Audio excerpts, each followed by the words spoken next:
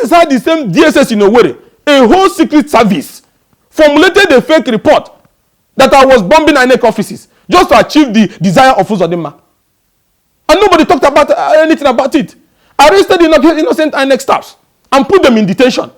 That they should implicate me before they can be released. That they are the ones who release the compromise of the voter register.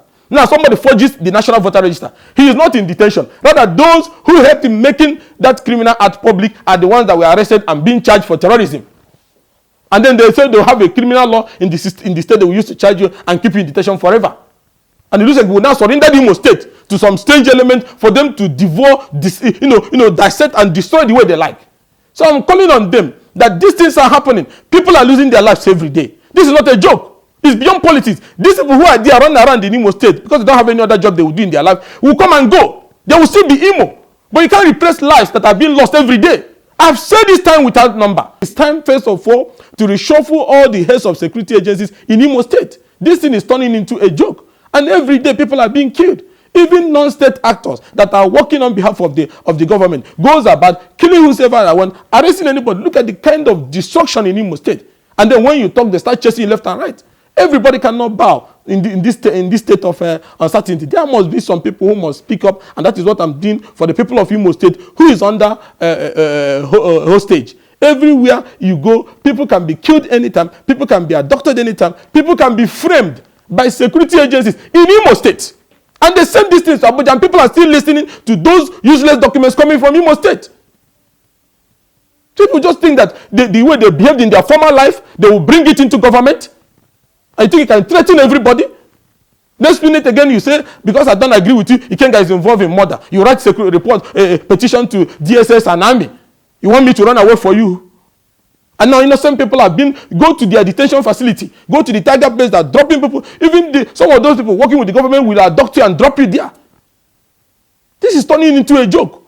Everybody has fled from Imo. But for how long are we going to do that? Because somebody wants to remain as governor? Of what importance is that to the lives and properties of innocent people in Imo state? The other day, because I told them, based on the experience I had, because I talk from personal experience, 4 assassination attempts, state government backed. And then the next thing you will do is to write petition to DSS, write to police, so you can adopt Ikenga. And you're boasting how you will execute me. So I'm calling on the president to please pay special attention to Imo. And people should be very careful in dealing with anybody from Imo state, because they are using this issue of insecurity and this issue of terrorism and all that to be playing local politics. Now, Nsongkwa is behind this. How can he be behind insecurity? A journalist? Because he has views that the government does not like. The other time, Jeff Ojinike, member of the House of Rep, before, is behind insecurity. Now he's no longer the one behind it. Gerard Irona was behind it before. He's no longer behind it. There was a time he said it was Ihe Dioha. There was a time he said it was Rochas. There was a time he said it was Ararume. There was a time he said it was Ikenga. Can people see that this is First Act 419? It's a joke. And that's why people should not be listening. And those security agencies in Imo who is aiding this nonsense, I want their superiors to remove them and reshuffle them. Because this is not how to do security work. They are debasing these security institutions. For every atrocity that have been committed by those working with the state government, none of them have been arrested. The ones who opened fire on us, they have not been arrested. They are still in government house. And they are still boasting, both the CSO. When you look at all these little boys boasting how they will, deal with people because there's no leadership that is calling them to order. And you not think all of us are going to keep quiet because they have said they will kill all of us? 4 assassination attempts, state government back. Nothing has happened to all those people who were involved. Rather, they are still threatening fire of what they will do. So I'm calling on the IG. He is coming new. He should first of all take a report from Imo by deploying all those who were involved in those state-backed atrocities in Imo. And that is the same thing I'm calling on the new chief of army staff, who will have great respect for, to look into what the people in Owerri is doing. The same way I'm still calling on DSS, like I've called to them before, to look at what the DSS man is doing in Owerri. So please, whosoever that is holding Nsongkwa should please release him. And if you feel he has committed an offense, take him to court. This nonsense has to stop. Is it until they kill everybody? For me, I know what all the nonsense they are applying. It doesn't bother me. But one thing I must assure our people is that I'll continue to be the messenger of the people and continue to stand up in the face of this tyranny that have beclouded and overshadowed the once vibrant Imo state. Please release Nsongkwa immediately. This idea of extrajudicial killing in Imo, abduction of people, burning of houses, and all sorts of rascality that is even worse than what is happening in Niger Republic has to stop. It has to stop. And the security agency, and let me say it again, when you are dealing with it in issues of insecurity in Imo State, be very careful, because you have a government that have politicized these whole issues and uses it to chase political opponents or attempt to score cheap political points. And people are being killed every day in Imo State. People live in fear. It's like a battleground. It's like what historians will say, a state where life is short and brutish. And we must put an end to this, because everybody in Imo is bleeding. Nobody can freely even drink water and drop cup in Imo State.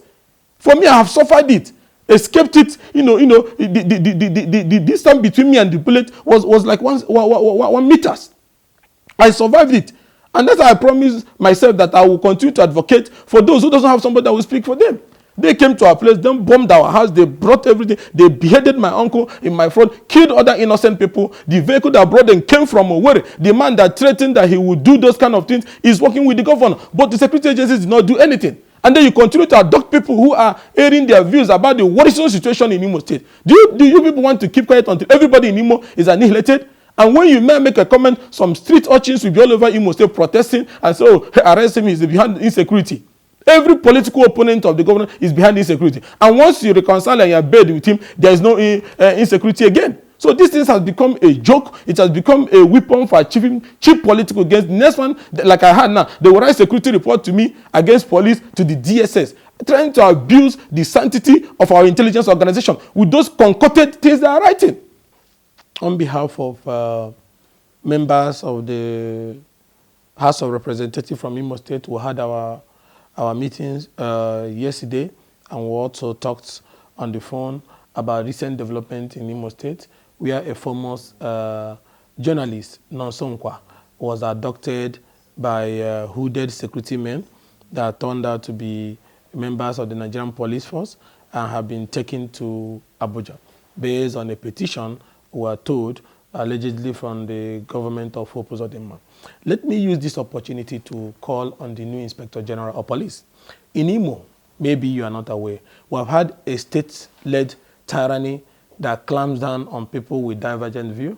We have a state government that have used unorthodox security method in trying to quell security problem and ended up inflaming the situation. We had a state government that top officials of the government have been involved in acts that threaten the peace and security of lives of citizens. In particular, of my own experience, where a top officer of the government threatened to kill me, and at the end of the day, the assassins were sent, and they ended up killing my uncle and some family members and burning down my house. And the vehicle with which they carried the explosive came all the way from Owerri, passing all the military checkpoint, with intel that they were escorted by officers of the government. So when people talk about this security situation in Imo, it's not that we are playing politics with it. It is Governor Uzodimma that is playing politics with it. Because I can remember last time, when he was quarreling with Richard Sokorocha, he said Richard Sokorocha is the one behind unknown gunmen. When they reconciled, he turned back again. Later on, they said it was Uche Nwosu. When they reconciled, we didn't hear about it again. When he started having problem with Chief Emeki Ihedioha, he said Ihedioha is the one behind the insecurity. Later, he dumped that one. Then he later said it's Gerard Irona. At a point, he said, I'm the one behind insecurity in the state. So it looks like the governor is using issues of security to be playing petty politics. And because of that, there's nothing that concerns security situation in Imo State that the governor should be taken serious by any reasonable person.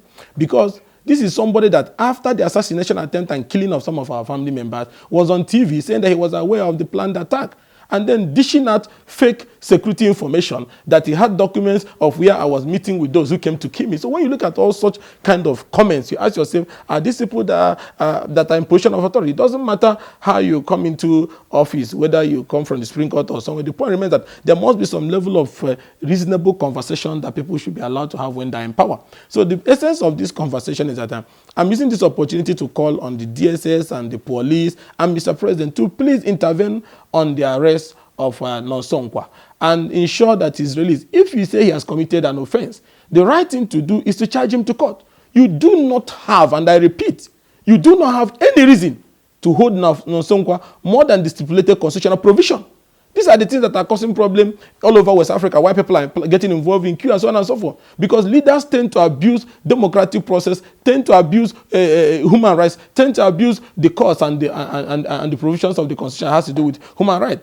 If you say he has committed an offense, the right thing to do is not to flex muscle, to kidnap him, take him somewhere and detain him. If you feel you have established a case, you go to court and file your case and then follow the legal process. That's what they normally tell us even after election. So you go to court and take the legal process if you feel Nonsonkwa has done something that is wrong, but not to go and arrest him, because anybody that shares any view that is different from Uzodimma anymore, then they write petition to DSS. Either they will write a petition saying you are involved in murder, and then they write a petition you are involved in act breaching state security, and then the security agencies will come and carry the place. We should not be desecrating security reports. Security reports are things that are supposed to be sensitive and not something that you play like you are in first town or something. It's not something for joke. So you don't just, when you have political differences with people or when people don't agree with you, you now go and fabricate security report and then call him, he's the sponsor of terrorism. Okay, now that you have detained him, have terrorism and crisis ended? So all these jokes has to stop. So that's why I'm appealing, and most of my colleagues from the Imo Caucus is also appealing on the heads of security agencies to be very careful when they're handling things from Imo State. Because you have a governor who has weaponized the issue of insecurity and using it to score cheap political points. And that is why I'm calling for the immediate and unconditional release of Nonsonkwa. And if those who adopted him feels he has committed an offense that is against the law, the right place to go is the court, whereby you're supposed to file your charges.